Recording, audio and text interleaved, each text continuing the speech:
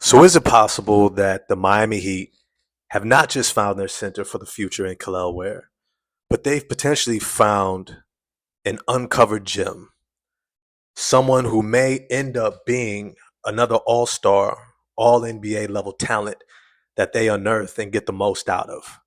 I want to dive into that in this video. But before I do, this video is being brought to you by Bridges and Stones Family and Relationship Care.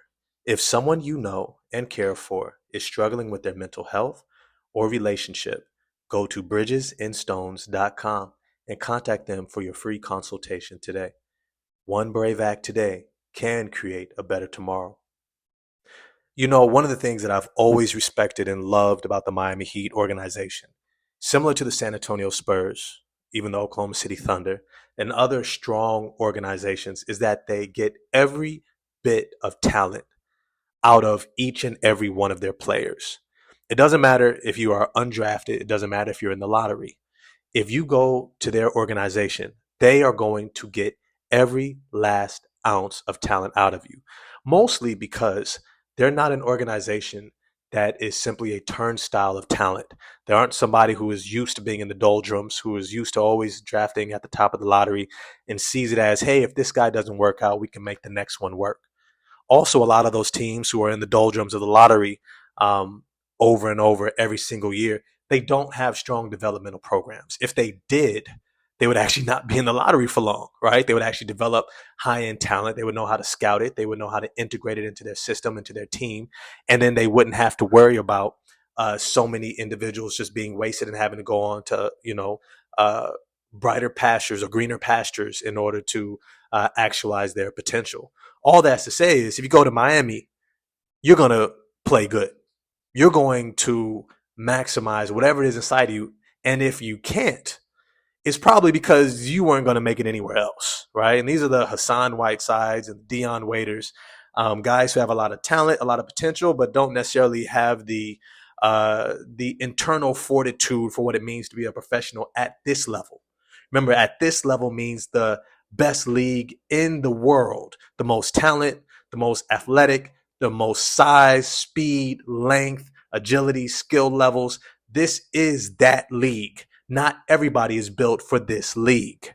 But if there's something that we should be able to take away from this summer league, this past summer, from this Las Vegas summer league, and even prior, is that Kel'el Ware is showing that he is every bit built for this league.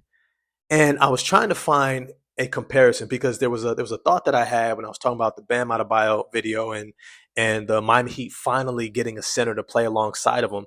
And I said that, hey, if they can get a Derek Lively level year out of him, this might be a team that's headed back to the NBA Finals. I completely believe that. Jimmy Butler's in a contract year, so you know he's going to be playing his ass off. He's going to be playing for the next contract. He's going to be out there going playoff Jimmy mode. I think Tyler Hero has a lot to prove. Duncan Robinson continues to advance and progress every year. You still have point guard Terry Rozier in the fold. Nikola Jovic is going to be a year older. Jaime Jaquez is going to be a year older. They brought back Kevin Love. They still got guys like Thomas Bryant and Josh Richardson. This is a very deep and versatile team. And the Miami Heat have shown you can never count them out. Unless they're just riddled with injuries like they were last season, they are going to be right there in the mix. And even despite being riddled with injuries, they made the play in. They made the play in. And they were a team that you constantly had to look at and say, man, they're scary as hell. Matter of fact, I'm sorry, they didn't just make the play in, they made the playoffs. They lost in the first round. They got swept out of there or gentlemen swept by the Boston Celtics. But it's to say that they were a team that was right there despite not having their best players ready and able to play because of injury. And now they bring in a Kel'el Ware. Kel'el Ware, just to get some of his metrics down, is a legit 7-footer, meaning that he's 6'11", 11.75. I'm just looking this up right now. 6'11", 11.75 barefoot, which means that when he puts on his shoes, he's 7'1". He's 7'1" and a half with a 7'4.5" wingspan. Now the wingspan has a little bit left to be desired, right? Like, 7 foot, 7'1". You generally want to see like 7'6", 7'5" wingspan, but comparably, Miles Turner has a 7'4" wingspan. right? And he was able to be one of the best shot blockers in the NBA. One of the things that I noticed about Kel'el Ware's game is that he has always had the physical tools. He's always had the skill. But the number one thing they were concerned about, and I don't know if I did a video on this. I may not have even dropped the video, but I'm pretty sure I talked about this before. But Kel'el Ware being drafted by the Miami Heat was a location that I said, look, they are either going to make him or break him. He's either going to buy into the Heat culture and turn his motor up, which was the number one critique, right? They were concerned he might be Rudy Gay. He might be Ben Simmons. He might be Andrew Wiggins, guys who have a lot of talent, potential, athleticism, positional size, everything you want to see, but they don't necessarily play with the level of motor that's necessary to get every ounce of ability out of them. And so what we saw was that he fell in the draft. But it's to say that he had every bit the level of talent and potential as the number 2 pick, Alex Sarr. And so when we think about what the Miami Heat stumbled upon is an immense talent that they were going to have the ability to mold. And even when they passed up on point guard Jared McCain, which I thought that he could have been a wonderful fit for them with his ability to facilitate, to be able to get into the paint. He's a great shooter, really strong point guard at 6'2", 6'3". I thought he could have came in and been perfect for them. But then when they grabbed Kel'el Ware, I was curious because Miami does a great job in their scouting department. And so I said, if they're taking him, it's because they saw something significant enough to pass on McCain. And McCain looked great in Summer League as well. But something that we saw from Kel'el Ware is that, yo, this kid could be special. And so when I started thinking about his comparison, when I started talking about Derek Lively in terms of what the expectation might be for him in his rookie year with the Miami Heat, I went back and I started looking at Derek Lively's rookie season and even Summer League. And really the Summer League was where I was really paying the most attention at because Kel'el Ware just wrapped up his in Las Vegas.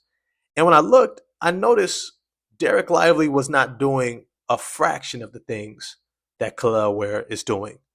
He's bringing the motor and the energy. He's hitting the boards, blocking shots, right? Catching lobs and things of that nature. But you don't see any of the jump hooks. You don't see any of the turnaround jump shots. You don't see any of the mid-range to long-range jump shots, right? You don't see a lot of these different things that Kel'el Ware is showing you. The ability to attack off the dribble, get to his spots in the paint, give you a little jump hook, up and under, the footwork on the offensive end. You don't see any of these things from Derek Lively. And yet, Derek Lively had a wildly successful rookie campaign that ended in the NBA Finals, where he even stretched out and knocked down a corner 3 in the NBA Finals, which bodes extremely well for his long-term potential. Because if he's shooting that 3 and knocking it down with confidence in the NBA Finals, oh yeah, he can go into next year and go into the regular season, and that becomes a regular part of his game, which completely opens up the floor for them if you have a center who can hit threes and defend the rim and catch lobs. Now I tried to find somebody else, so I said, well, maybe Walker Kessler, who everybody generally would say had a really successful rookie campaign as well. And so I looked at his summer league. Very similarly, he was great at blocking shots, hitting the boards, setting screens, setting guys up, but you don't see any of the offensive package. And so I kept looking for who he really resembles. And you know where I settled? I settled on number 3 pick, Evan Mobley. Evan Mobley, who only a few years ago was considered for the number 1 pick in the draft. But the Detroit Pistons wisely went with Cade Cunningham. He was drafted 3rd to the Cleveland Cavaliers. And one of the things that they consistently said about Mobley, one, they were a little bit concerned with his motor as well. He had a little bit of DeAndre Ayton to him, a little bit passive. But his footwork was impeccable. His touch around the rim with both hands, his finishing ability, his understanding of the game, basketball IQ, positioning, always knowing where to be, right? He was so advanced as a rookie. Immediately, they were considering him for the number 1 pick. Now, I'll be honest with you. I don't think Kel'el Ware is as polished as Evan Mobley. But that's to say what they were looking at when he was at Indiana. When they were comparing, or when I would compare a Kel'el Ware coming out of college in Indiana versus Evan Mobley, USC. Kel'el Ware took 2 years. Evan Mobley only took 1 year. Granted, if Evan Mobley had taken another year to develop, he would have been the number one pick in the next draft. He would have been absolutely phenomenal considering what he did at USC. He would have been an absolute monster his following season at USC. Kel'el Ware is not that polished. However, when you look at what both of them did in their summer leagues, that is when we begin to see a closer comparison. Their offensive polish and ability to create offense for themselves, whether it's off the bounce, being able to do dribble handoffs, knock down jump shots, finish around the rim, be explosive in catching lobs. Both of them have immense potential. And I would almost say, granted, Kel'el Ware had an extra year of college, but Kel'el Ware is a little bit more physically developed. Now, when we think about what he could potentially do in Miami, this is when it gets exciting.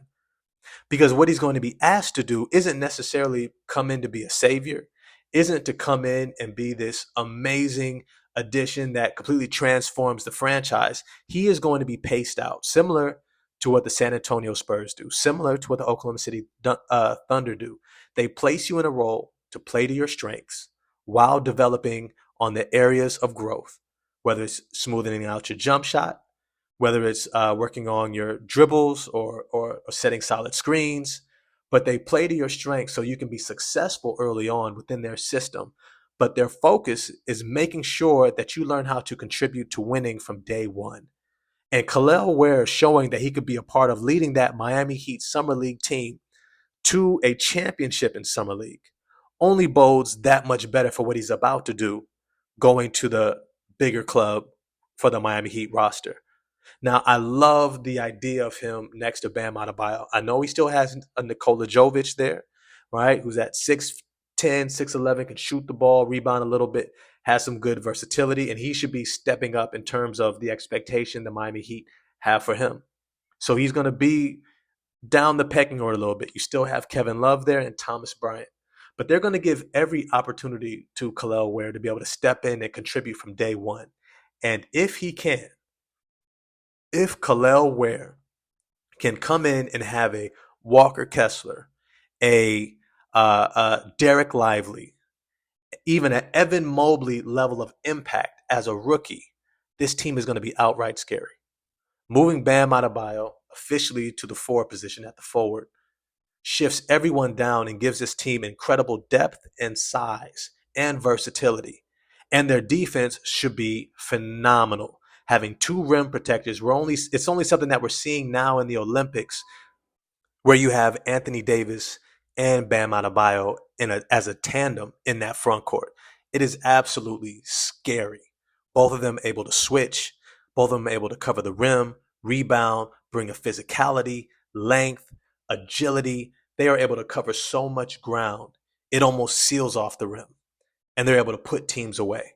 And I think that that's something that we're going to be able to see if Kel'el Ware is able to crack this lineup and really force himself into the conversation of either starting or being the first big off the bench. Not just that, but he's going to have really talented veteran bigs to learn from day one, learning work ethic, where to be in position, whether it's guys like Kevin Love or Thomas Bryant, Bam Adebayo, Jimmy Butler.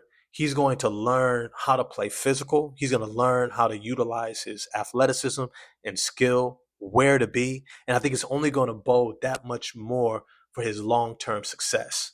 But as always, I want to know what you all think. Are you as excited about Kel'el Ware's potential for the Miami Heat next season? Let me know in the comment section. If you enjoyed this video, smash the like button for me, hit subscribe and the bell for notifications. Also, drop this video in your group chats and get at me in the comment section because you know I'm going to reply back.